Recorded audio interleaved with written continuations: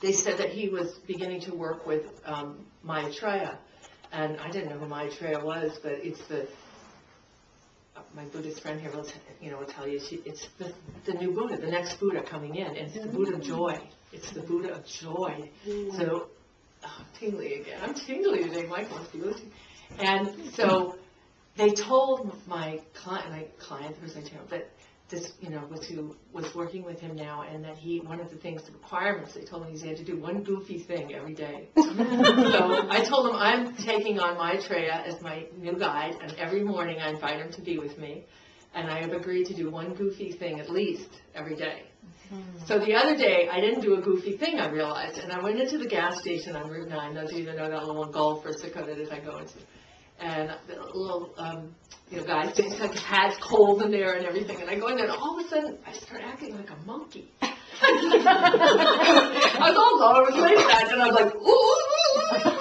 And he started howling with laughter, and I go, oh, thank goodness I did my goofy thing today. And he just made him smile, and I was like, thank you, Maitreya, that was great. Everybody should, act like a monkey every so often, totally, out of character, and just make somebody smile.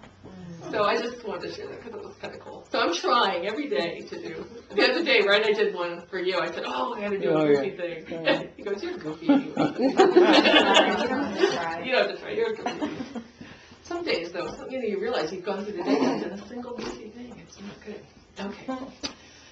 All right. So hopefully that energy of joy is something we're going to all invite in, because with, the concern that we all feel with Haiti, and we have been feeling so intensely the energies. Many of us that are very sensitive to the earth and feel her have been feeling her energies, and so that joy energy is much needed. So let's just make a commitment as we bring in the energy of the angels to also bring in joyful, loving energy, lighthearted and goofy energy as well, to keep ourselves lighthearted in these times. So we're going to close our eyes and just imagine some beautiful white light flowing down from above. We do our connection. It's called, for those that haven't been here, and there are a few that haven't been here, it's heart link. So we just begin with a heart link. And we feel that beautiful energy of the divine, our higher selves, our angels, our guides. And we just allow that energy to flow down over us and into the earth, and just feeling that beautiful, beautiful light. And then drawing energy up from the earth through our bodies, through our feet, up into heaven. We remind ourselves that we are conduits for the energy from heaven and earth. And we're so grateful to be here and to be given the opportunity to serve as conduits. And that's why we've all chosen to be here at this time, those of us that are choosing this path, to just remind ourselves that that's why we are here, and that we're very happy to serve as conduits in awakening our own spiritual and divine selves. And then very quickly just balancing the root chakra, the second chakra, your third chakra, your fourth chakra, your fifth chakra, your sixth chakra, your seventh chakra, up into heaven, and imagining a beam, a very laser beam-like light just coming down from above, touching your scalp, and turning into a beautiful rainbow, violet, indigo, blue, green, yellow, orange, red, and down into the earth. And we fill our hearts with golden light. We send that beautiful heart light up into our angels' hearts. We call on the angels, on our guides, and we feel they send their beautiful heart energy into our hearts, and we create a heart link. We feel and see them above our heads, linking and joining their hearts in joy, and we link our hearts in joy. I'd like to invite the Archangel Grace to bring her silvery light to this event, this room, and to grace us all with her love. And I'm going to do the heart link with my hands, and then I'm going to go away, and when I speak again, it will be the angels.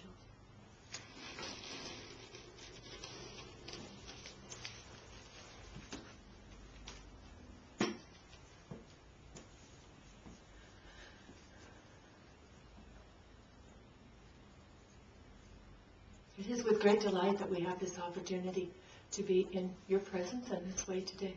And as always, this is Ariel who is speaking with you, and Gabriel and Michael are also always with this conduit. And we thank you so much for your willingness and your open-heartedness to share with us in this time of great growth for the human race and for the earth herself. And we ask you to remember that at all times you are in a place and in a time where there is great change happening, and you have chosen to be here at this place and at this time to participate in this change. And this change is affording for all of you in one way or another the opportunity to shift yourselves, to integrate yourselves, to grow vaster, and to heal those parts of yourself that in some sense are broken or feel to be broken. And the gifts that are being given the earth at this time are gifts which are, if you avail yourself of them, will assist you to do just that, to feel yourself becoming more whole.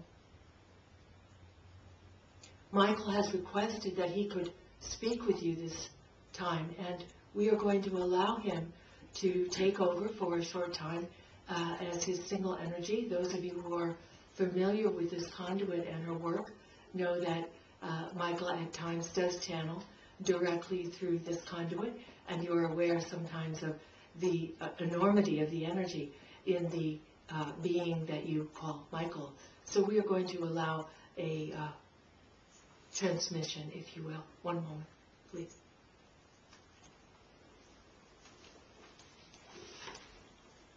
I am here to assist you to shift the consciousness of the human race. And it is this shifting which is occurring currently upon this planet that is at the forefront of this announcement that I am making to you all. I'm asking today that you understand that the shift that is occurring is a shift of consciousness, that you are changing the way the human race perceives itself. And the shift of consciousness is as important to the way that human beings perceive themselves as the shift was when Galileo came and said, well, you are not the center of the universe. Or others said, well, the earth is not a flat plane. These shifts of consciousness that occur in the human race change all of you for all time. They shift all of you, and they shift everything everywhere. What we are asking you to consider today, is for some of you, a new idea. And the idea could best be summarized by this. We wish you to consider God not as a noun, but as a verb. We wish you to consider God not as a noun, but as a verb.